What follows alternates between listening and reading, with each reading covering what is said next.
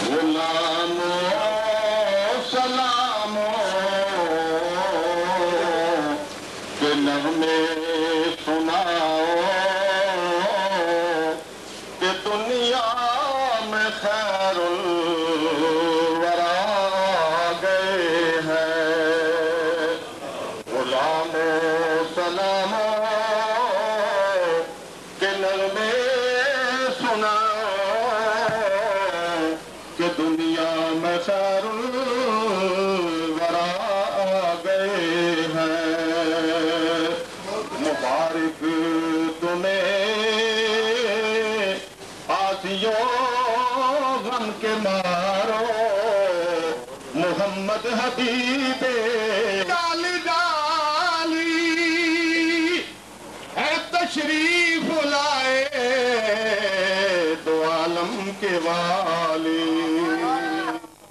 سارے مل کے کہہ دو سبحان اللہ محبت والوں کی محفل ہے ایسے نہیں محبت کا ذرا اظہار کیجیے نا آپ لوگ تو بڑی محبت والے ہیں عقیدت والے ہیں الفت والے ہیں مدینے والے ہیں پیار والے ہیں اور مدینے والے آقا کا ذکر سن رہے ہیں ذکر میلاد رسول یہاں پہ ہو رہا ہے ذرا دل کھول کے بیٹھیے نا ایسے نہیں جوش میں آ کر محبت سے پتہ چلے کہ پروانے شمع رسالت بیٹھے ہیں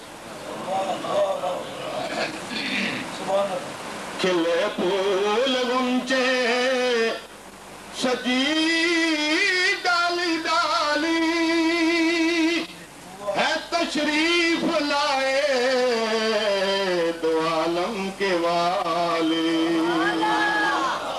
چمن در چمن ہو رہی ہے منادی شہنشاہ ارض و سما آ گئے ہیں چمن در چمن ہو رہی ہے منادی شہنشاہ ارض و سما گئے ہیں صدر محفل حضرت قبلہ صاحب زادہ جلیل الرحمن صاحب مطلق اللہ علی حضرت علامہ پیر سید شبیر حسین شاہ صاحب بخاری مطلق اللہ علی دیگر میرے انتہائی قابل قدر بزرگوں دوستوں اور عزیز ساتھیوں آج کی یہ بابرکت محفل جناب حاجی شیخ بابو محمد اسلم صاحب کے گھر میں میلاد رسول نور اور بہار ہی بہار نظر آتی ہے میں تو یوں محسوس کرتا ہوں جیسے تازگی انگڑائیاں لے رہی ہیں مسرتیں پھوٹ رہی ہیں رعنائیاں اپنا رنگ دکھا رہی ہے فضا نہائی ہوئی ہے ہر ذرے پہ مستی چھائی ہوئی ہے اور یہ تو آپ جانتے ہیں کہ سرکار تو عالم تاجدار انبیاء جناب محمد الرسول اللہ صلی اللہ تعالی علیہ وسلم جب اس کائنات میں تشریف لائے تو آپ کے آنے سے ساری کائنات میں بہار آ گئی ہاں بہار آئی، ہر شے پہ بہار آئی، زندگی میں بہار آئی، دلوں میں بہار آئی، دماغوں میں بہار آئی، روحوں میں بہار آئی، علم و حکمت میں بہار آئی، تہذیب و تمدن میں بہار آئی، فکر و شعور میں بہار آئی، عقل و خرد میں بہار آئی، بلکہ چشمے تصور سے میں دیکھ رہا ہوں کہ آج بابو محمد اسلم صاحب کے گھر میں بھی بہار آئی ہوئی ہے۔ یہاں پر بھی بہاریں ہیں، یہاں پر بھی برکتیں ہیں، اور جس مقام پر، جس گھر میں ذکر میلاد رسول کے نغمے گائے جا رہے ہوں، وہ گھر، وہ مکان بھی رحمتوں اور برکتوں کا مخزن بن جاتا ہے۔ یہاں رب العزت کی رحمتوں کا نزول ہو رہا ہے۔ خوش نصیب ہو جو اس محفل میں تشریف لائے، اس محفل میں جو آئے، جو بھی آیا ہے وہ خالی نہیں جائے گا، اپنے دامن رحمت خداوندی سے بھر کے لے جاؤ گے۔ اب سنیے قرآن مجید، وقت بہت تھوڑا ہے، میرے بعد حضرت علامہ پیر سید شبیر حسین شاہ صاحب جو ہمارے قدرخان شہر کے مائے ناز عالی دین ہے، انہوں نے بھی خطاب فرمانا ہے۔ میں مختصراً جو آیت کریمہ پڑھی ہے اس کے بارے میں آپ کو کچھ بتانا چاہتا ہوں۔ رب جلیل نے ارشاد فرمایا، اللہ نور السماوات والارض، اللہ زمینوں اور آسمانوں کا نور ہے۔ بولو، اللہ زمینوں اور آسمانوں کا نور ہے۔ نور بمعنی منور ہے۔ اس کا مطلب یہ ہے کہ اللہ زمینوں اور آسمانوں کا منور فرمانے والا ہے، زمینوں اور آسمانوں کو روشن کرنے والا ہے۔ آگے فرمایا، مثل نورہ کمشکات، اللہ کے نور کی مثال ایسی ہے جیسے کوئی تاک ہو، فیہا مصباح، اس تاک میں چراغ رکھا ہوا ہو، المصباح فی زجاجہ، اور اس چراغ کے اوپر فانوس چڑھا ہوا ہو۔ یہ تمثیل بتائی گئی ہے قرآن مجید میں۔ اب اس نور کے ذکر کو ذرا میں آگے بڑھانا چاہتا ہوں اور آپ کو بتانا چاہتا ہوں کہ یہ نور کیا ہے، وہ چراغ کیا ہے، وہ فانوس کیا ہے، وہ تاج کیا ہے، اور اس کی حکمت کیا ہے۔ اس آیت کریمہ نے ہمیں یہ سوچنے پر مجبور کر دیا کہ آخر وہ چراغ کون سا ہے جس چراغ کے ساتھ اللہ نے اپنے نور کو تشبیہ دی ہے، اپنے نور کو اس چراغ کا، یعنی اس کے ساتھ تشبیہ دے دی ہے۔ اب ہمیں یہ سوچنا ہے کہ وہ چراغ کون سا ہے جس چراغ کے ساتھ اللہ رب العزت نے ساری کائنات کو منور اور روشن کر دیا ہے۔ اس چراغ کا پتہ کرنا ہے جس چراغ سے یہ ساری کائنات رنگ و بو جگمگا رہی ہے۔ آخر وہ چراغ کون سا ہے؟ ہر ذہن اس کو سوچنے سے مجبور ہو گیا۔ آؤ پھر چلیں اس چراغ کی طرح تلاش کریں، اس کو ڈھونڈیں کہ آخر وہ چراغ کون سا ہے۔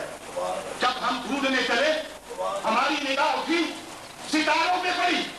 ہم نے ستاروں سے پوچھا، ستاروں بتاؤ تم ہی وہ چراغ ہو جس سے اللہ رب العزت نے اس کائنات کو منور کر رکھا ہے۔ ستاروں نے کہا، ہماری تو اتنی توانائی نہیں کہ ہم ساری کائنات کو منور کر سکیں، روشن کر سکیں، ہمارے پاس تو اتنی درخشانی نہیں۔ ہم وہاں سے چلتے تو پھر چاند کے پاس پہنچے، ارے چاند تو ہی بتا دے کہ کیا تو ہی وہ چراغ ہے جس کے ساتھ اللہ نے ساری کائنات کو روشن کر رکھا ہے۔ تو چاند نے کہا، نہیں، میری بھی یہ مجال نہیں، میرے اندر اتنی تابانی اور درخشانی نہیں، بلکہ میرا تو نور سورج سے مانگا ہوا نور ہے۔ میں تو سورج سے لے کر یہ روشنی پھیلا رہا ہوں، اور جو کسی سے مانگ کے لائے وہ کسی کو کیا چمکائے گا۔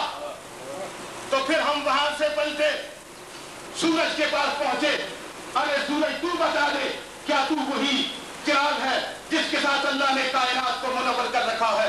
تو سورج نے کہا، نہیں، ایسا تو نہیں ہو سکتا، یہ تو نہیں، اس لیے کہ کیا تم دیکھتے نہیں کہ میں آدھی دنیا کو روشن کرتا ہوں، جب میں طلوع ہوتا ہوں تو آدھی دنیا تاریک رہ جاتی ہے، میں ظاہر کو روشن کرتا ہوں تو باطن تاریک رہ جاتا ہے، پھر جب میرے سامنے کوئی ابر کا ٹکڑا حائل ہو جائے تو میری روشنی رک جاتی ہے، تو پھر میں کسی کو کیسے منور کر سکتا ہوں، اس کائنات کو میں کیسے چمکا سکتا ہوں۔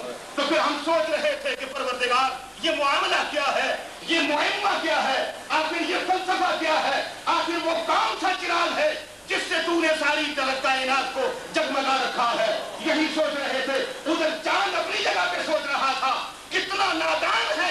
انسان جو میری طرف تو نگاہیں اٹھا کے دیکھ رہا ہے لیکن اس ہستی کی طرف یہ دیکھنا گوارا نہیں کرتا، ادھر اس کی نگاہ نہیں جاتی جس کے اشارے نے مجھے توڑ کے دو ٹکڑے کر دیا تھا۔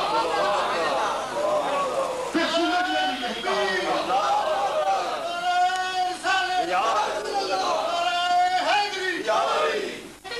پھر سورج نے بھی یہ کہا ہوگا، سورج بھی سوچ رہا ہوگا کہ کتنا نادان ہے یہ انسان جو دوڑ دوڑ کر میری طرف تو آ رہا ہے لیکن اس ہستی کی طرف اس کی نظر نہیں جاتی جس کے ایک اشارے سے میں ڈوبا ہوا پلٹ آیا تھا، اس کی طرف اس کی نگاہیں کیوں نہیں اٹھتی؟ بس ہم سوچ رہے تھے کہ پروردگار اب تو ہی بتا دے وہ کون سا چراغ ہے۔ غیب سے آواز آتی ہے، نادانوں اگر اس چراغ کو سمجھنا چاہتے ہو تو اٹھاؤ قرآن مجید، اٹھاؤ کلام الہی اور پڑھو یہ آیت، یا ایھا النبی انا ارسلناک شاہدا ومبشرا ونذیرا وداعیا الی اللہ باذنہ وسراجا منیرا۔ رب جلیل نے فرمایا اس چراغ کا جس کے تلاش میں تم نکلے ہو، آؤ میں تمہیں بتاؤں وہ چراغ کون سا ہے جس سے میں نے ساری کائنات کو منور کر دیا، وہ تو میرا محبوب ہے جس کا لقب میں نے سراج منیرا رکھا ہے۔ اے پروردگار عالم ذرا یہ تو بتا دے یہ سراج منیرا کس نے ساری کائنات کو چمکا رکھا ہے؟ یہ چراغ تو نے بنایا کب ہے؟ یہ اس کو تو نے روشن کب کیا ہے؟ یہ چراغ کب بنا، کب روشن ہوا، کب وجود میں آیا؟ پروردگار عالم نے فرمایا اس چراغ کے بارے میں پوچھتے ہو، ابھی زمین کا فرش بچھایا نہیں گیا، ابھی آسمان کا شامیانہ لگایا نہیں گیا، ابھی جناب والا چاند سورج کے چراغ روشن نہیں کیے گئے، ابھی ستاروں کی کنڈیاں روشن نہیں کی گئی، ابھی جناب والا آبشار کے نغمے عالم عدم میں تھے، ابھی دریا کی روانی کا وجود نہیں تھا، ابھی گردش نیل و نہار کا پتہ بھی نہیں تھا، اس وقت بھی میرے مصطفیٰ کا نور جگمگا رہا تھا۔ اللہ اکبر۔ اسی لیے تو میاں صاحب بھی کہہ گئے نا، آپ فرماتے ہیں کہ کرسی عرش نہ لوح قلم سے تینا سورج چند تارے اس ویلے بھی نور محمد تینا سی چمکا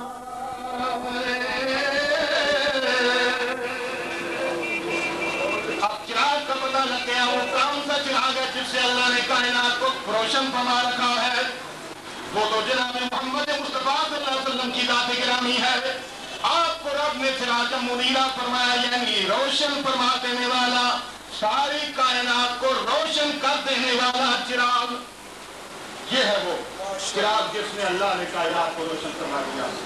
اب ذرا آگے سنیے، یہاں پر اللہ نے فرمایا مَثَلُ نُورِهِ كَمِشْكَاةٍ کہ اس کے نور کی مثال تاج کی ہے۔ وہ تاج کون سا ہے؟ یہ کس تاج کا ذکر ہو رہا ہے؟ نبی کریم علیہ السلام کے سینے کو اللہ نے تاج فرمایا، وہ حضور کے سینے کو اللہ نے تاج سے تشبیہ دی، اور اس تاج کے اندر جو مصباح جو چراغ رکھا ہوا ہے وہ چراغ کیا ہے؟ وہ قلب مصطفیٰ ہے۔ وہ لوگ کیا ہے؟ وہ قلب مصطفیٰ ہے۔ سینہ مصطفیٰ کے اندر جو قلب مصطفیٰ ہے وہ مصباح اور وہ چراغ ہے، وہ نور الہی ہے جس سے ساری کائنات روشن ہے۔ اور پھر وہ فانوس کیا جو چراغ کے اوپر رکھا ہوا ہے، وہ فانوس کیا ہے؟ وہ فانوس میرے آقا علیہ السلام کا جسم مقدس ہے، وہ فانوس ہے جو اس چراغ کے اوپر چڑھا ہوا ہے۔ اب مسئلہ واضح ہو گیا میرے دوستو، ایک بات آپ کو بتانا چاہتا ہوں، چراغ کے اوپر جب فانوس رکھا ہوا ہوگا تو چراغ میں سے جو نور نکلے گا وہ نور بھی فانوس کے رنگ کا ہوگا۔ اگر فانوس نیلے رنگ کا ہوگا تو نور بھی جو نکلے گا وہ نیلے رنگ کا ہوگا، جو روشنی چراغ سے برآمد ہوگی وہ نیلے رنگ کی ہوگی۔ اگر فانوس کا رنگ پیلا ہوگا تو روشنی پیلے رنگ کی نکلے گی، اگر فانوس کا رنگ سرخ ہوگا تو روشنی بھی سرخ رنگ کی نکلے گی۔ لیکن چراغ کی جو اپنی روشنی ہے وہ تو سفید رنگ کی ہوتی ہے، روشنی کو فانوس کے رنگ نے تبدیل کر دیا. اب معلوم یہ ہوا کہ جب تک فانوس کا رنگ اختیار نہ کیا جائے وہ روشنی نہیں ملتی. پروردگار عالم نے بھی فرمایا کہ دنیا والوں دیکھ لو میرے محبوب کا سینہ تاج ہے, اس کے اندر جو چراغ ہے وہ قلب مصطفیٰ ہے, اس کے اوپر جو فانوس ہے وہ نبی پاک علیہ السلام کا جسم ہے. اگر تم نور خدا لینا چاہتے ہو تو پھر اس فانوس کا رنگ تمہیں اختیار کرنا پڑے گا.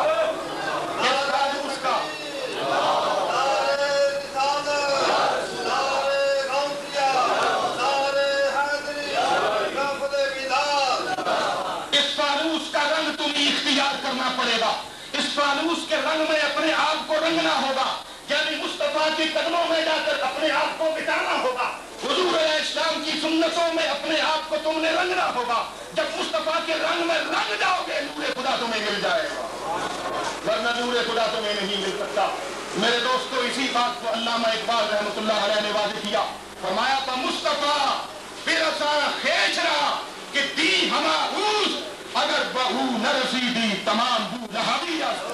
فرمایا کہ مصطفیٰ کی بارگاہ تک اپنے آپ کو پہنچا دے, مصطفیٰ کی قدموں میں اپنے آپ کو مٹا دے, اس لیے کہ دین نام ہی ذات مصطفیٰ کا ہے. ذات مصطفیٰ کا نام ہی دین ہے. میرے آقا علیہ السلام سر سے لے کر پاؤں مبارک تک پورا جسم مبارک کا ایک ایک بال مبارک یہ دین ہے جو ہمیں ملا ہے. ذات مصطفیٰ کو دین کہتے ہیں. دین تجھے تب ملے گا کہ ذات مصطفیٰ میں اپنے آپ کو مٹا دے گا. اور پھر فرمایا کہ اگر تو نبی پاک علیہ السلام کی بارگاہ تک نہیں پہنچ سکتا اور نہیں پہنچنے کی کوشش کرتا تو پھر تجھ میں اور ابو لہب میں کوئی فرق نہیں ہے. وما علینا الا البلاغ المبین.